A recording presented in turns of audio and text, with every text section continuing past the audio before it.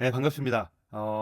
2025년 이제 새해가 밝았는데 첫 번째 주제로 예배란 무엇인가에 대해서 한번 같이 얘기해 보고자 해요. 왜냐하면 사실 우리가 예배를 언제 믿었는지는 모르겠지만 뭐 모태신앙이라면 아주 아기 때부터, 그리고 뭐 중간에 믿었다면 어쨌든 예배를 수도 없이 드려왔고, 앞으로 우리가 남은 삶이 또 언제 얼마나 될지 모르겠지만 앞으로도 굉장히 많은 예배를 드려야 됩니다. 그런데 교회 나와서 사실 예배 드리러 나오잖아요. 교회 밥 먹으러 나오거나 교회 뭐 친목하러 나오는 그런 단체도 아니고 예배를 드리러 우리가 사실 나오는데, 참 많은 경우에 예배가 뭔지 정확하게 알지 못하고 정의를 내리지 못한 채 예배를 드린 경우가 되게 많고, 그러다 보니까 그런 말도 생겨났어요.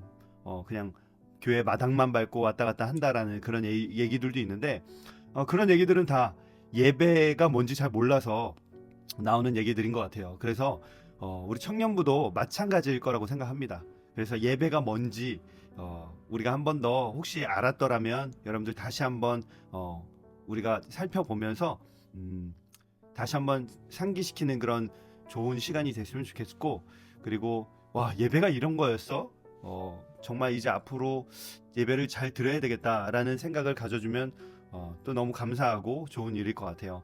아무튼 우리가 사실 신앙생활 함에 있어서 말씀도 중요하고 기도도 중요하지만, 정말로 이 최전선인 예배가 무너진다면 반드시 우리 신앙생활은 무너지게 되어 있습니다. 그 원리를 오늘 함께 나눌 텐데, 일단 예배가 뭔지 우리가 보통 한국 교회 대부분 이제 청년들이나 학생들이나 조금 저와 같이 진짜 젊은 세대들은 예배를 워십이라고 이해를 많이 해요. 뭐 워십이라 그러면 워십 댄스, 워십 찬양 해가지고 우리가 뭐 앞에 말씀보다는 예배 드리는 거에 조금 그렇게들 많이 생각을 하는데, 사실 워십이 예배입니다. 뭐 영어로 봐도 숭배, 뭐 예배 이런 거기 때문에 워십이 바로 예배인데, 이 워십의 이 어원이 워십은 원래 그 월스하고 십의 합성어인데요. 월스란 뭐냐면 가치란 뜻이에요. 가치. 가치라는 거고, 그리고 쉼은 신분이란 뜻이에요. 그래서 사실은 뭐 가치 받을 만한 신분, 가치 받을 만한 위치, 가치 받을 만한 것이라고 이야기를 하면 될 것 같은데, 여러분들은 예배가 어떤 것이라고 생각을 해왔는지 궁금합니다. 한번 머릿속으로 한번 생각해 보시고요. 예배는 사실 가치 있는 것에 가치를 올려드리는 것이 예배예요. 그 어원으로 봤을 때는 우리가 주일날 나와서 이렇게 찬양하고 말씀 듣고 축도 받고 이런 형식적인 예배도 예배지만, 우리는 하나님께서 원하시는 궁극적인 예배가 무엇인지 알아야 합니다. 그리고 그것을 알 수 있게 하나님께서 성경을 통하여서 우리에게 말씀해주고 계십니다. 우리 한번 성경 한번 찾아볼까요? 요한복음 4장 23절이 예배에 대해서 잘 나와 있는데요. 23절 보면 아버지께 참되게 예배하는 자들은 영과 진리로 예배할 때가 오나니 곧 이때라. 아버지께서는 자기에게 이렇게 예배하는 자들을 찾으시느니라. 하나님은 영이시니 예배하는 자가 영과 진리로 예배할지니라. 여러분들, 여기서 중요한 것은 하나님은 영이십니다. 그리고 우리는 영입니다.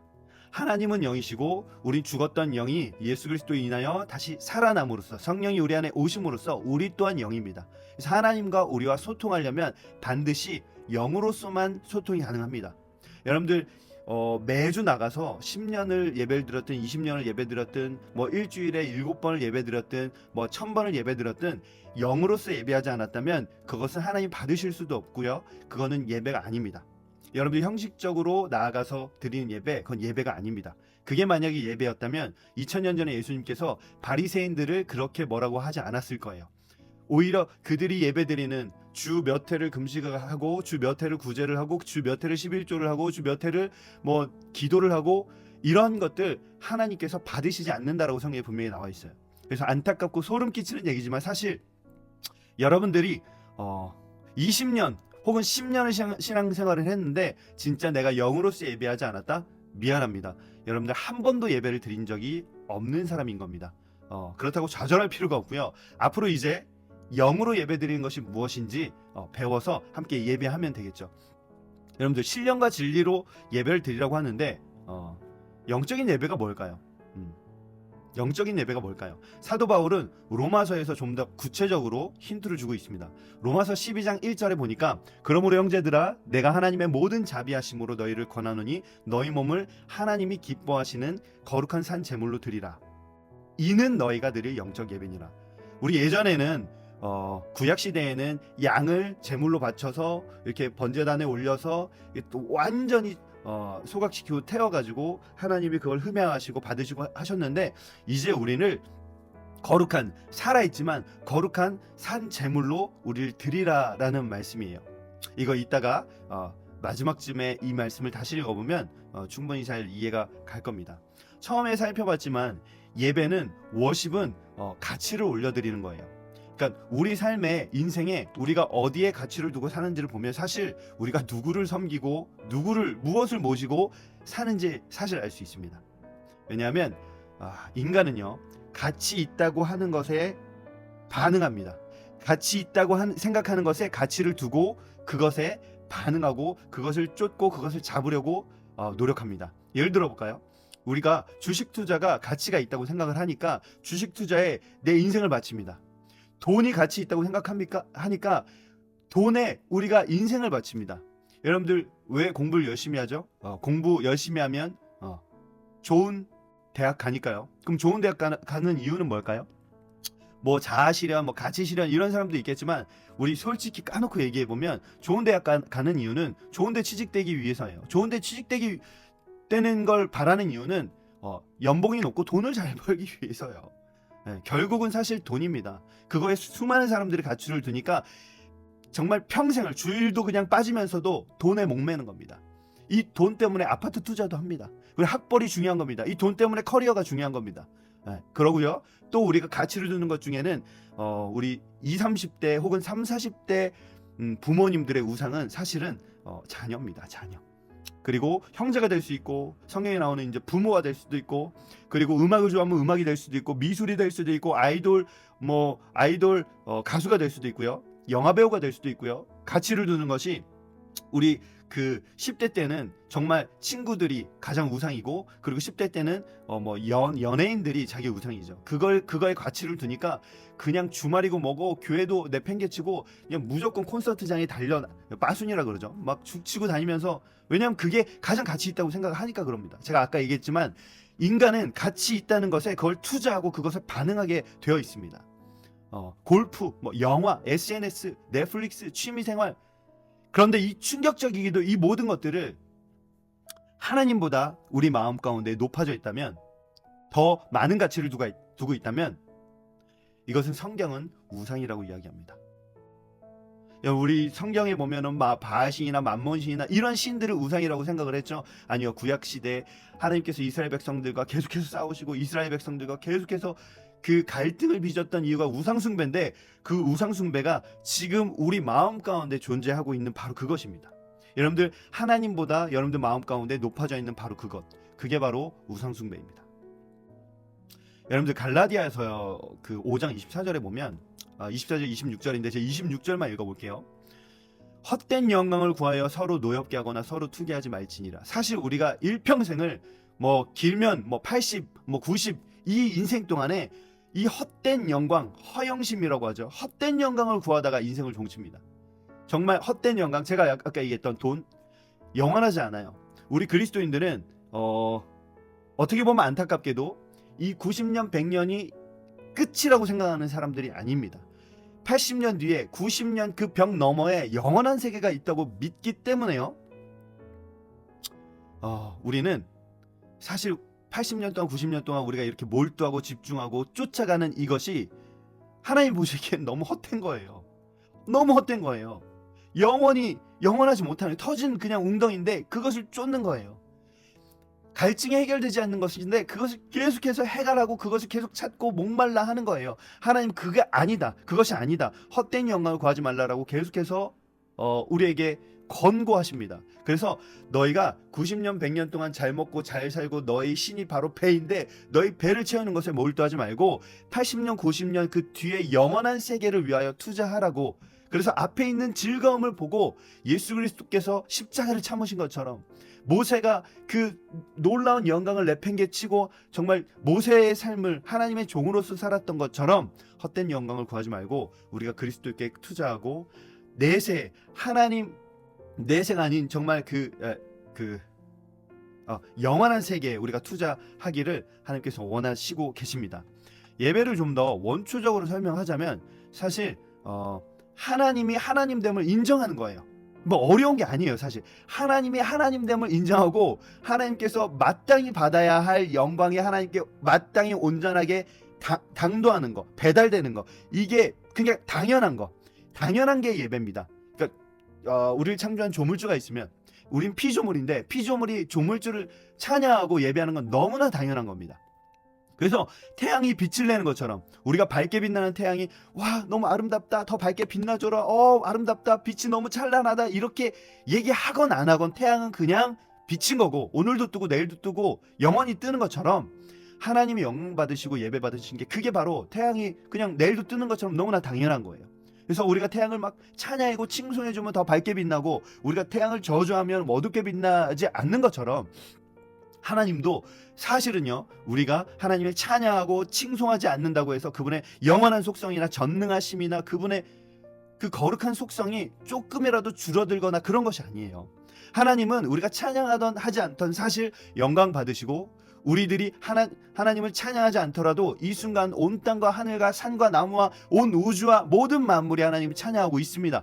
네, 철로역정에 나오는 것처럼 새들도요 모이를 한번 먹고 하나님을 바라보며 찬양하고요, 바람이 불 때 나무들이 막 흔들리면서 하나님을 찬양합니다. 실제로 정말 은혜 받고 영의 눈이 열리면 그런 것들을 첫사랑 때 경험하는 사람들이 많아요. 저도 그랬어요. 꽃들이 막 노래하더라고요. 그런데 우리 인간만 하나님 찬양하지 않아요. 하나님은 그 어떤 필요로 인해서 자신에게 예배하라고 하는 것이 아닙니다. 그분은요 사실 돌들로도 자신을 찬양하게 할 수 있어요. 우리 필요 없습니다. 아까 얘기한 대로 마땅히 하나님께 가야 할 영광이 하나님께로가 아닌 썩어질 것, 유한한 것, 창조주가 아닌 피조물에게 간다는 것, 이게 바로 저는 이렇게 불러요. 이게 바로 죄고요. 이게 바로 배송사고입니다. 그러니까 1001호에 가야 될 배송물이요 101호로 잘못 간 거예요. 완전히 잘못 간 거죠. 배송사고 난 겁니다. 배송사고가. 그러니까 하나님께 드려야 할 영광, 곧 예배죠. 이 예배에 그 받으셔야 할 수취인의 대상이 하나님이 아닌 피조물, 즉 자신 마음속에 하나님보다 높아진 모든 것들이 바로 우상이라는 건데, 이런 것들에게 내 마음이 잘못 간 거죠. 하나님께 영광을 돌려야 되고 하나님께 가야 될, 하나님을 칭송하고 하나님을 숭배해야 될 대상이 하나님께 가야 되는데 그게 BTS한테 가는 거예요. 그게 하나님께 더 마음을 들이고 시간과 돈과 모든 걸 투자해야 될 것들이 돈을 위해서 내 인생을 허비하는 거예요. 이게 바로 우상 숭배입니다. 여러분들 마음 가운데 하나님 신앙생활보다 돈 버는 데 열중했습니까? 여러분들 우상 숭배자입니다. 저 또한 역시 거기서 자유롭지 못합니다. 저는 수많은 부분에 있어서 우상 숭배입니다. 제가 여기서 잘나서 나는 완벽하니까 너희들 가르쳐줄게 이런 개념이 아닙니다. 저는 여러분들과 함께 성장을 하고 싶어요. 저 역시도 너무나 무너지고 언제나 걸림돌이 되는 제 안에 우상 숭배들이 있기 때문에 그래요. 그걸 날마다 깨부시고 날마다 싸우고 있는 거예요. 날마다 죽는 거예요. 우리가 이미 죽어서 그냥 내가 예수 그리스도와 함께 십자가에 못 박힌 상태에서 그런즉 내가 그리스도와 함께 죽었으니 해서 항상 죽어 있다면 바울이 나는 날마다 죽노라라고 고백하지 않았을 거예요. 조금만 기회를 주면 그걸 틈타서 다시 살아납니다. 이게 너무 고통스러운 과정인데 맞아요. 우리 삶은요 고통의 연속이고요, 십자가를 지는 삶이 맞는 겁니다. 여러분들이 괴롭다면 사실 잘 살고 있는 겁니다. 여타 그 신사두주의나 번영주의에서는 그렇게 설명 안 해요. 행복해야 된다. 그렇지 않습니다. 날마다 자기 짐을 십자가에 짊어지고 따라오지 않으면 합당치 않다라고 이야기를 했습니다. 여러분들 제가 아까 전에 이 배송사고 이걸 죄라고 제가 얘기했어요. 즉 하나님이 받으셔야 할 그 예배가 잘못 정확한 그 수치인의 대상으로 가는 것이 아니라 잘못 간 거를 갖다가 저는 죄라고 얘기를 했고 이게 바로 우상숭배다라고 얘기를 했는데 놀라운 사실을 발견했습니다. 구약에 죄라는 단어의 뜻이 뭔지 아세요? 죄는 하타트라는 단어인데 히브리어로 이게 바로 원래 뜻이 그 표적에서 벗어나다라는 뜻이에요. 제가 아까 말씀드렸죠. 하나님께 온전히 가야 할 하나님이 뜻했던 우리의 인간들의 삶에서 벗어난 겁니다. 오배송된 거예요. 관역을 벗어난 겁니다. 이 상태를 죄라고 부르고요. 그러면 신약은 헬라어로 쓰여졌는데 물론 헬라어로 쓰여졌는데 이 헬라어의 뜻은 뭐냐면 일단은 헬라의 원어는 하마르티아인데요. 하마르티아의 뜻 역시 표적에서 빗나감이랍니다. 신기하죠? 이게 죄래요.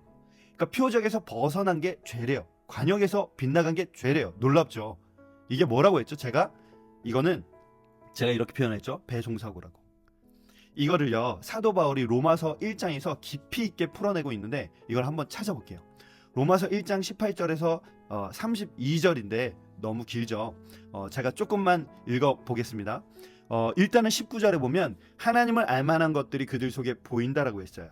여러분들 우리 얘기하는 거예요. 전 예전에는 이 로마서 1장을 보면서 이방인에 대해서 이야기를 하고 그리고 믿지 않는 자들에 대해서 이야기를 하는 건 줄 알았어요. 그런데 저의 착각이었습니다. 저에 대한 얘기예요. 여러분들 저는 모태신앙이에요. 여러분들도 모태신앙이 있을지 모르겠지만 모태신앙이던 중간에 친구가 전도해서 믿었던 어쨌든 이제 하나님을 알게 됐어요.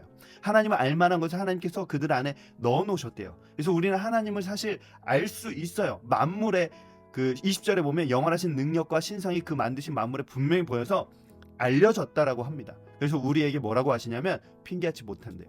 핑계하지 못한다라고 이야기를 하고 있어요. 이게 바로 우리의 상태예요. 하나님 압니다. 핑계하지 못합니다. 주일학교 때 여러분 배웠습니다. 중고등부 때 배웠습니다. 그리고 모태신앙 어머니를 통해서 날마다 듣고 배우고 하나님이 누군지 분명히 알았습니다. 그런데 알되 무서운 거는 하나님이 영화롭게 하지 않는데요. 하나님을 아는데 하나님이 영화롭게 하지 않아요. 감사하지도 않아요. 오히려 그 생각이 허망해지고 미련한 마음이 어두워져요. 여러분들 이게 예배의 원리고요. 예배를 성공하면 우리가 신앙이 성공하고 예배에 실패하면 신앙이 반드시 실패하는 이유. 그러므로 여러분들 영으로 예배 드린 적이 없다. 여러분들 우리 이제 앞으로는 영으로 예배를 드려야 됩니다. 우리는 삶에서 질 수밖에 없어요. 그러니까 질 수밖에 없었던 이게 영적 원리예요. 우리는 하나님을 영화롭게 하지 않고 우리의 피조물, 그러니까 그들도 만들어진 어떤 연예인, 우상, 사람들이 찍어낸 돈, 그리고 뭐 영화, SNS, 사람들이 만들어낸 스포츠 이런 것들에 더 집중하고 포커스를 두고 훨씬 더 하나님보다 마음 가운데 높아져 있다면 하나님보다 하나님께 가야 할 그 마음이 이들에게 잘못했다면 어떻게 되냐면 오히려 그 생각이 허망하여진대요. 그리고 미련한 마음에 어두워져요. 예수 그리스도가 밝은 빛이 이 땅에 오셔가지고 사람들 마음에 비쳤는데 우리의 어둠이 불의로 진리를 막아서 예수 그리스도의 빛이 못 비치게 하는 거예요. 하나님을 분명히 알았는데도 불구하고 그를 영화롭게 하지 않고 그를 예배하지 않고 그에게 마땅한 숭배를 하고 마땅한 그에게 영광을 돌리지 않으면 우리의 마음은 하나님을 알아볼 수가 없다는 겁니다. 그래서 이들이 어떻게 되냐면 22절에 스스로 지혜 있다 해요. 나는 학박사야. 나는 하버드를 나왔어. 근데 결국 7, 80년 살다가 죽었는데 지옥을 가요. 이들이 어리석은 걸까요? 지혜로운 걸까요? 어리석은 겁니다. 어리석은 거예요. 그리고 이것들이 조금 더 점점 심해지면 썩어지지 아니한 하나님의 영광을 썩어질 사람과 새와 짐승과 기어다니는 동물 모든 모양의 우상으로 바꾸는데 이렇게 되면 24절에 그럼 하나님이 그 마음의 정욕대로 더러움에 내버려 둔대요. 이게 정말 무서운 얘기입니다. 여호와 하나님께서 우리 죄된 인간을 죄의 상태에서 그냥 내버려 둔다? 그러면 우리는 답이 없습니다. 우리가 자정 능력이 우리는 없어요. 우리가 내버려 뒀는데 우리가 갑자기 어느 날 깨달고 선해지자, 의로워져야 되겠다. 절대 그럴 수 없습니다. 하나님이 개입하시지 않으면 인간은 전적으로 부패했기 때문에 절대로 인간은 선한 생각을 절대로 할 수가 없습니다. 하나님이 개입하셔야 돼요. 근데 하나님이 손을 떼시고 이런 이들에게 하나님을 예배하고 경배하지 않고 피조물을 더 숭배하는 이들에게 그들의 마음의 정욕대로 더러움에 내버려 두신답니다. 얼마나 무서워요. 그들의 몸을 그러다 보니까 끝판왕으로 계속해서 가다 보면 서로 욕되게 해서 동성연애까지 한다라는 그런 얘기입니다. 27절을 보면 남자들도 순리대로 여자 시기를 버리고 서로 향하여 음욕이 부릴 듯하며 남자가 너무 끔찍한 이야기들. 그렇다면 나는 동성연애는 안 하는데 난 남자가 끌리지 않는데 난 여자가 끌리진 않는데 이런 사람들은 괜찮냐? 아닙니다. 28절에 또 그들이 마음에 하나님 두기를 싫어하니까 하나님을 높여들고 하나님 숭배하기 싫고 피조물을 높이고 싶고 하나님을 두기 싫고 피조물을 내 마음에 두고 싶으니까 어떤 일들이 일어나냐면 그 상실한 마음대로 내버려 둔대요. 너무 무서운 말이에요.